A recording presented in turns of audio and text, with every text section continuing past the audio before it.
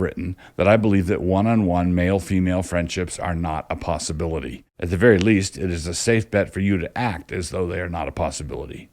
You might ask how you are supposed to guard your heart in circumstances like that. The answer is simple, but it is only simple if you act early enough and set your standards in place before you are maneuvered into places that are pleasant enough going in, but which leave you hurt or devastated going out. Such places are called the zone of vulnerability. Stay away from set groups that have even numbers of guys and girls.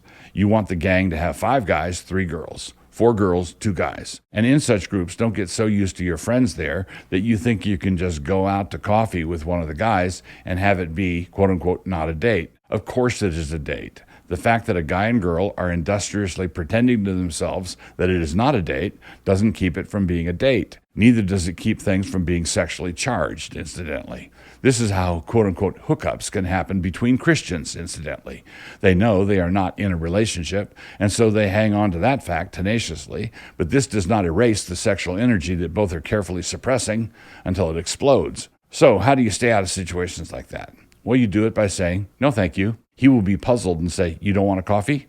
And then you would say that you wouldn't mind a coffee, but that you have a policy against spending any one-on-one time with guys. And he will be shocked and flabbergasted and all that. And he will say that all he wanted was to talk with you about something that had happened to him that day, and how's he supposed to do that? And then you would say that he could ask you on a date, and you would be happy to check with your dad. And then just look at him with a fat face. What you are doing is refusing to get maneuvered into a nebulous relationship. If you are on a date, you are on a date, and you both know it.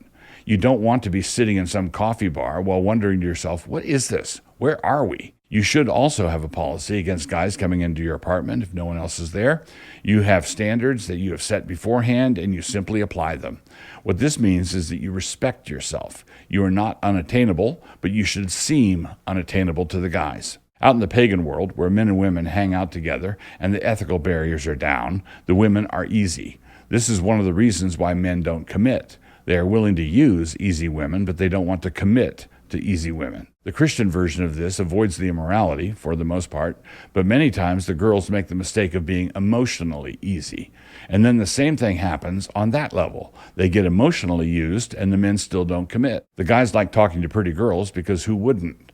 They need someone to pour out their troubles to, and mom's not there. You know this kind of thing is going on in the gang, for example, if a girl cleans up a guy's apartment for him, or if she takes it upon herself to cook a birthday cake for one of the guys, or runs errands for him. Don't be that girl. It's low rent. To repeat, you are not unattainable, but you want it to seem that way. This is not being snooty or snobbish. When it comes to one-on-one relationships with guys, I exclude your father and brothers and cousin. You should have too much self-respect to drift into a place where you are emotionally available to men who have made no promises. You will spare yourself a lot of grief. The last thing is this. Being able to do this is only possible if you are walking with God.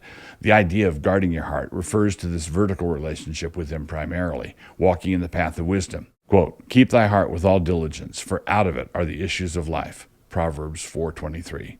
The issues of life really do flow out of this. If you are walking with God, if you're close to your dad, if you honor your mother and imitate her, and if you listen to your uncle, your life will be pleasant in the land the Lord your God is giving you.